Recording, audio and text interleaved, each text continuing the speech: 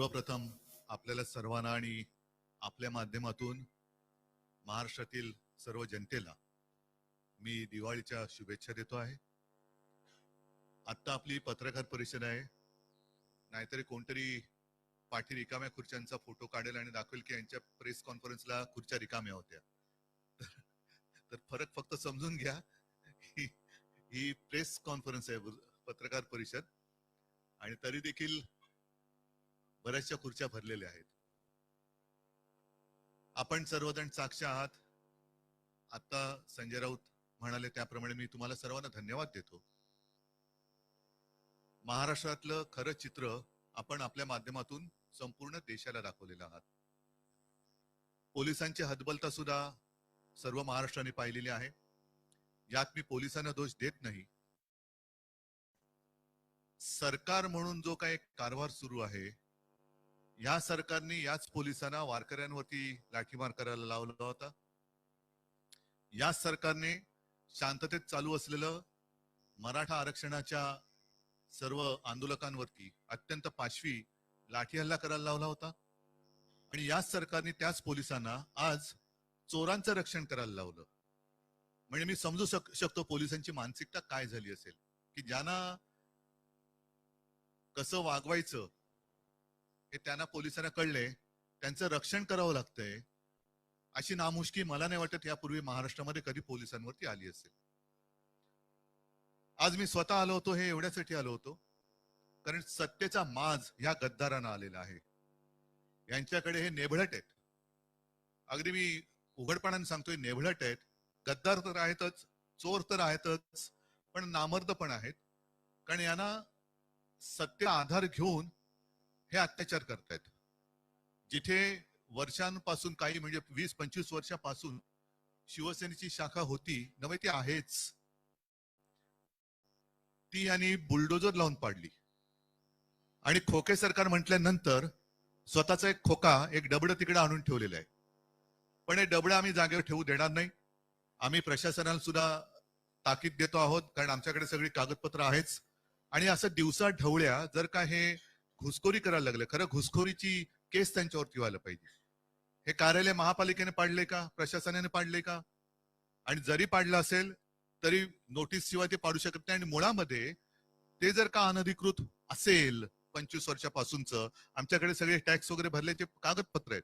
आता जे काही डबडं तिकडे ठेवलेलं आहे ते अधिकृत आहे का?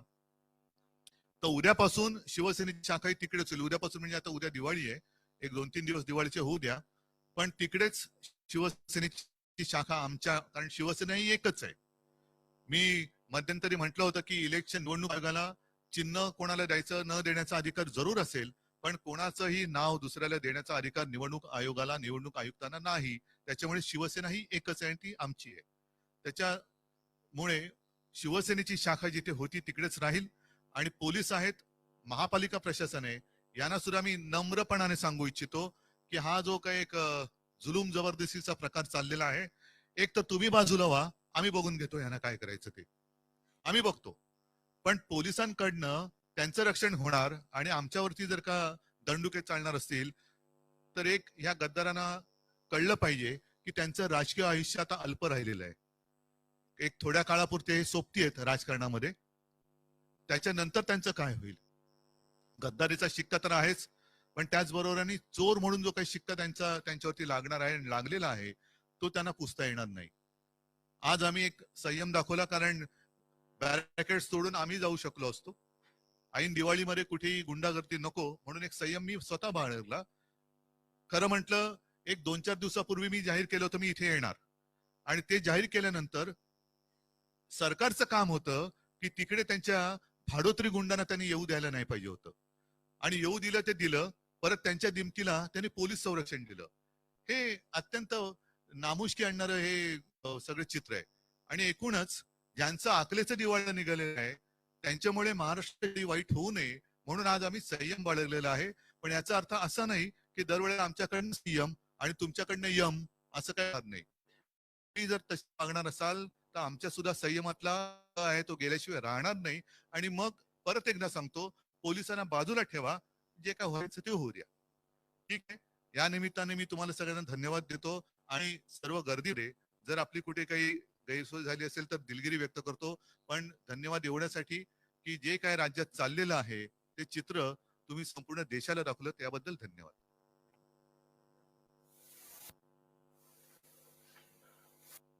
ठीक आहे.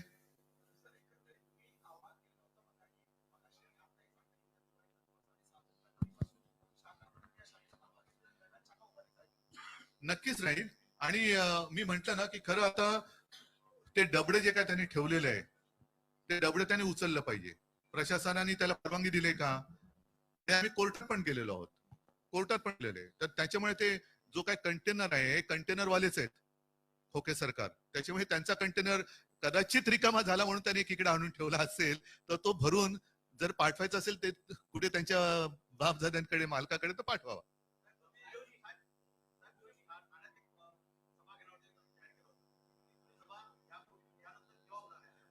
मी सांगतो तुम्हाला, नाही नाही शी गद्दारांना धडा शिकवण्यासाठी मी ठाण्यात येण्याची गरज नाही. ठाणेकर हे तगडे आहेत आणि ठाणेकरांना गद्दारी चालतच नाही मुळामध्ये.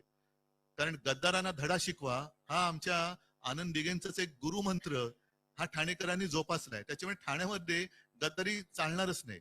मी सभा घेणार आहे ते थोडं एक काही दिवसानंतर याचं, कारण का आता नुकतंच दसरा मेळावा झालेला आहे, त्याच्यानंतर दिवाळी झाल्यानंतर एक एक महिनाभरामध्ये वगैरे आपण इकडे सभा घेऊ.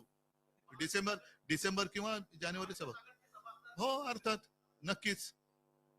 आणि महाविकास आघाडीची सभा तर घेऊच, पण मी सर्व महाराष्ट्राला एक महाविकास आघाडीच्या कार्यकर्त्यांना सांगतोय की जिथे जिथे ह्या चोरांची गुंडागर्दी होईल तिकडे सर्वांनी एकजुटीने उभं.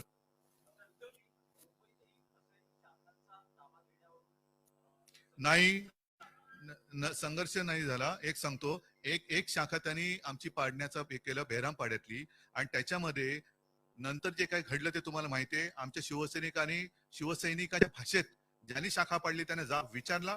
फक्त हे एवढे नादान आहेत की तिथे छत्रपती शिवाजी महाराजांचा पुतळा होता, हिंदू हृदय सम्राट बाळासाहेबांचं चित्र होतं, ते काही न करता त्याच्यावरती हातोडा मारणारे हे नकली बाळासाहेबांचे विचारवाले लोकांसमोर जाऊ शकत नाही.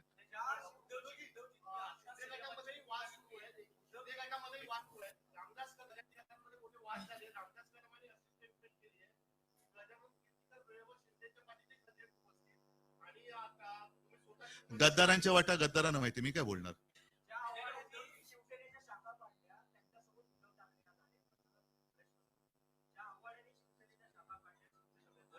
कोण मस्के, कोण मस्के, कोण त्या कोणाची कोणी प्रश्न विचारते आणि कोणाला उत्तर द्यायचं काय.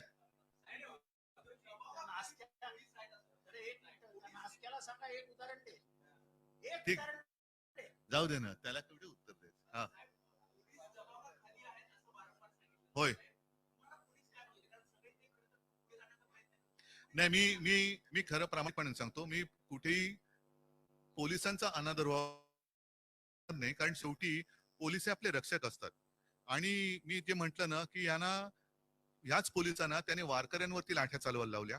याच पोलिसांना जिकडे जरांगे पाटील बसले होते, शांततेत बसले होते, तिथल्या माता भगिनी आणि वृद्धांवरती, लहान मुलांवरती सुद्धा पाशवी हल्ला त्यांनी करवला. याच्यामध्ये जे चोर किंवा गद्दार बसलेले आहेत हा त्यांचा गुन्हा आहे, पोलिसांचा नाहीये. आणि पोलिसांना मी, तुम्ही पाहिलं असेल माझे कदाचित कॅमेरे तुमचे ऑन असतील तर मी त्यांना तेच सांगत होतो की ही हतबलता आहे, पोलीस हतबल आहेत. आणि हतबलता महाराष्ट्र बघतोय, देश बघतोय, आणि ही हतबलता महाराष्ट्राला परवडणार नाही. आज आज त्यांनी सत्तेच्या माझावरती शाखा पाडली, उद्या कोणाची घरं पाडतील.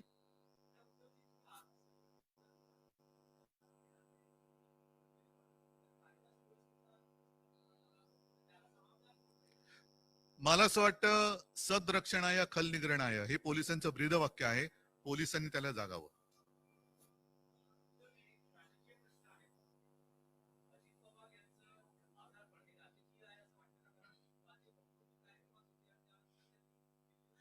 माझा आता अजितदारांशी काही संपर्क नाहीये, त्याच्यामुळे त्यांना कसला नेमका ताप आहे, सहकाऱ्यांचा ताप, मनस्ताप, म्हणजे ताप आहे की मनस्ताप आहे हे त्यांना माहिती, मला नाही माहिती. ठीक आहे.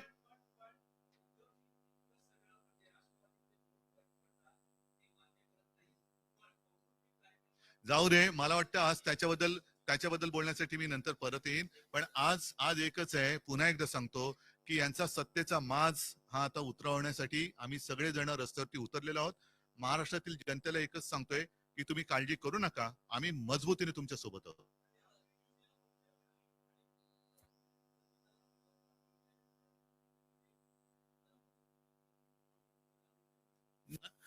आमदार पात्रतेची जी काही सुनावणी आहे त्याच्याकरता सर्वोच्च न्यायालयाने 31 डिसेंबर पर्यंतची मुदत या लवादाला दिलेली आहे आणि त्यांना 31 डिसेंबरला निर्णय द्यावाच लागेल.